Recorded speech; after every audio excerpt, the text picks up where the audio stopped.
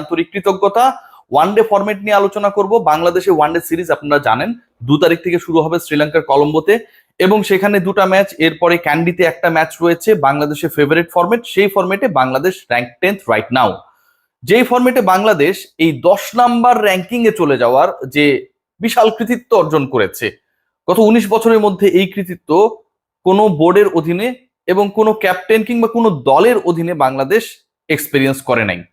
এখন এরকম সিচুয়েশনে যখন একটা দল থাকবে এবং মাঠের বাইরের হিসাব যদি করি, সেখানটায় অটোক্রেট প্রেসিডেন্ট ফারুক আহমেদের পরিবর্তে যখন আমিনুল ইসলাম বুলবুলের মতো একজন দক্ষ মানুষ আসবেন, ঠিক তখন দল নির্বাচনের নিরপেক্ষতা, পক্ষপাত দুষ্ট হয়ে দল নির্বাচন হবে, এরকম ঘটনাগুলো আসলে আমরা আশা করি না।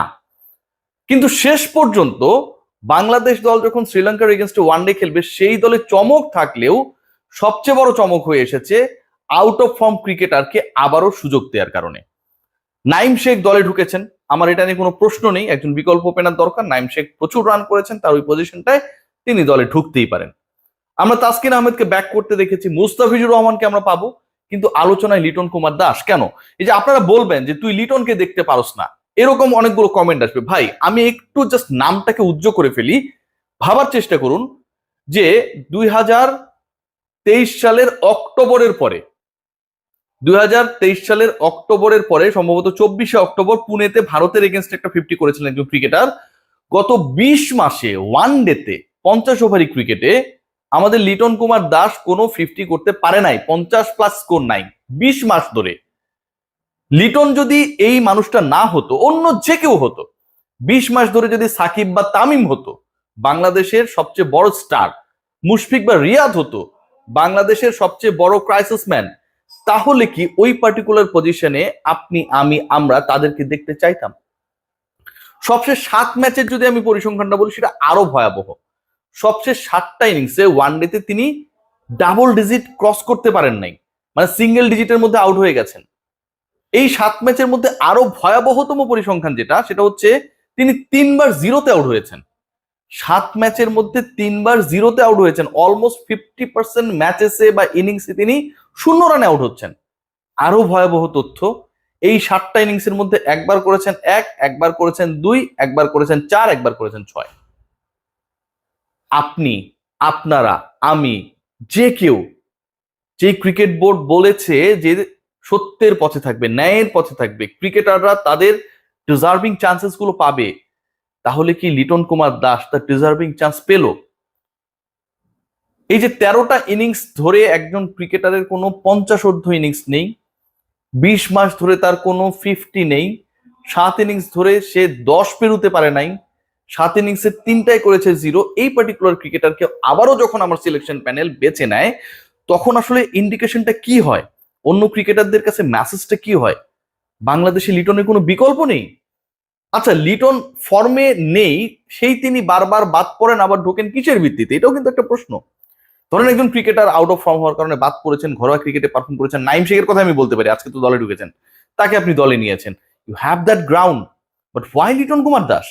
তিনি কোন জায়গায় পারফর্ম করে ন্যাশনাল টিমে কামব্যাক করলেন? খুবই অ্যাবসার্ড। এই পার্টিকুলার ফর্মেটে 50 ওভারি ক্রিকেটে Liton Kumar Das out of form. Test ক্রিকেটে তিনি কি করেছেন সেটার উপর ডিপেন্ড করে যদি আপনি এই চিন্তা করেন, তাহলে পৃথিবীর, মানে কি বলবো, একটা সময় সুনীল গাভাস্কার প্রচুর রান করেছিলেন টেস্ট ক্রিকেটে, ওয়ানডেতে তিনি one of the best batter হয়ে যেতেন। সেটা ভাই সম্ভব না, সেটা সম্ভব না। প্রত্যেকটা ফরম্যাটের ধরন, পারফরমেন্স আলাদা আলাদা ভাবে বিবেচিত হবে। Bad luck for Nurul Hasan Sohan, এই ক্রিকেটারকে নিয়ে আমরা সবাই মোটামুটি আলোচনা করছিলাম যে এবার সোহান সুযোগটা পাবে। সোহানের ব্যাপারে কেউ কনভিন্স হতে পারে না, অথচ ওয়ানডেতে তার এভারেজ 82। 50 ওভারি ক্রিকেটে একজন ক্রিকেটার 82 এভারেজে রান করার পরও তিনি যখন বাদ পড়ে যান, নান্নু বাদ পড়ে যান, ফারুক বাদ পড়ে যান, পাপন বাদ পড়ে যান, লিপুর আসার পরেও যখন তাকেই বাদ দেন, অথবা তিনি যার জায়গায় খেলবেন সেই পার্টিকুলার ক্রিকেটার 20 মাসে একটা 50 করতে না পারলেও তাকেই রেখে দেন, এটা ভাই এক কথায় ম্যাসাকার, এটা এক কথায় পক্ষপাত দুষ্ট সিদ্ধান্ত। এটা কোনোভাবে সাপোর্ট করার কোনো কারণ নেই। কাজী আশরাফ হোসেন লিপুর বোর্ড, মানে নির্বাচক প্যানেল এটা করেছে। প্রিয় বুলবুল ভাই, আপনার কাছে কি মনে হয় যে এরকম আউট অফ ফর্ম একজন ক্রিকেটারকে আপনি যদি সিলেকশনে থাকতেন, আপনি এটাকে অনুমোদন দিতেন? নাজমুল আবেদিন ফাহিম, আপনি ক্রিকেট অপারেশনস চেয়ারম্যান, আপনি কি ভিত্তিতে, কিসের ভিত্তিতে 90 রান করেছে টেস্টে, সে কারণে আপনি দলে ঢুকিয়ে দিলেন? এটা হইতে পারে? তাহলে বিপিএল এ যে ক্রিকেটার গুলো প্রচুর রান করেছিল, মেহেদী হাসান মিরাজ টুর্নামেন্টে সেরা ছিল, তাকে কেন টি-20 দলে নেন নাই আপনারা? সেই আলোচনা তো হতে হবে একইভাবে। সেই আলোচনা তো কেউ করে না, সেই আলোচনা কেউ করতেও চায় না। আমরা পেসার পেয়েছি 5 জন, 12 থেকে 16 পর্যন্ত যে নামগুলো। পেস ডিপার্টমেন্টের সবচেয়ে বড় আমার কাছে মনে হয় স্বস্তির নাম, যেটা লিটনের আলোচনা থেকে যদি আমরা সরে আসি, সেটা হচ্ছে আমাদের premium 2 pacer Taskin and Mustafiz. Taskin আহমেদের আপনারা জানেন যে চোট নিয়ে অনেক আলোচনা ছিল, তার গোড়ালিতে একটা হাড় বেড়ে যাওয়া সংক্রান্ত ইস্যুস ছিল। তো তাসকিনকে পাওয়াটা আমার কাছে মনে হয় পুরো দলের জন্য অনেক বড় অ্যাচিভমেন্ট, মোর দ্যান মুস্তাফিজ। যেটা আমি মনে করি মুস্তাফিজ ব্যাক করেছেন, অদ্ভুত এক ইনজুরিতে পড়েছিলেন, লাস্ট ম্যাচ খেলার পরে তিনি ইনজুর ছিলেন না আইপিএল এ দিল্লি ক্যাপিটালস এর হয়ে। তারপর পাকিস্তানে তিনি যেতে চান না, খেলতে চান না, এরকম অনেক কিছু আমরা দেখলাম। অ্যান্ড ফাইনালি মুস্তাফিজ শ্রীলঙ্কার এগেনস্টে ফিরেছেন, তার সেই অজানা ইনজুরিটা শেষ পর্যন্ত শেষ হয়েছে। এর বাইরে রয়েছেন হাসান মাহমুদ, প্রথম টেস্টে খুব ভালো করেছেন, বাংলাদেশে unsung hero of pace bowling department. Nahid Rana রয়েছেন, নাহিদ রানাকে নিয়ে বিট অফ কনফিউশন কাজ করছে, গতি আছে, উইকেট নেই, রান প্রচুর দিচ্ছেন। এবং এখানটায় সবচেয়ে আমার কাছে গুরুত্বপূর্ণ যেটা হচ্ছে তানজিম সাকিব, আরো একজন রয়েছেন। সো 5 জন পেসার। বাহাতি অর্থোডক্স হিসেবে আমরা পেয়েছি তানভীর ইসলামকে ওয়ান্স এগেইন। এখানটায় মেহেদী হাসান মিরাজ রয়েছেন, he is the captain. So off spinner বা অফ স্পিনিং অপশনটা এখানটায় রয়েছেন। রিশাদ হোসেন রয়েছেন লেগ স্পিনে, রিশাদকে আমরা আবারও দেখতে পাবো, নিশ্চয়ই তিনি ভালো করবেন। আর মেহেদী হাসান মিরাজের বাইরে ওপেনিং এ আমরা যদি দেখি, মানে তিনি তো ক্যাপ্টেন, তার নামটা প্রথমেই আছে। 3 জন ওপেনার, একজনকে নিয়ে আলোচনাই করলাম, নাইম শেখ প্রচুর রান করেছেন ঘরোয়া ক্রিকেটে। এনামুল হক বিজয়ের মতো না হলেই হয়, মানে এনামুল বিজয় যেমন প্রচুর ঘরোয়া ক্রিকেটে রান করেন, ইন্টারন্যাশনালে গিয়ে পারেন না, নাইম শেখের ক্ষেত্রেও সেটা কিন্তু অনেক ক্ষেত্রে প্রযোজ্য হয়েছিল।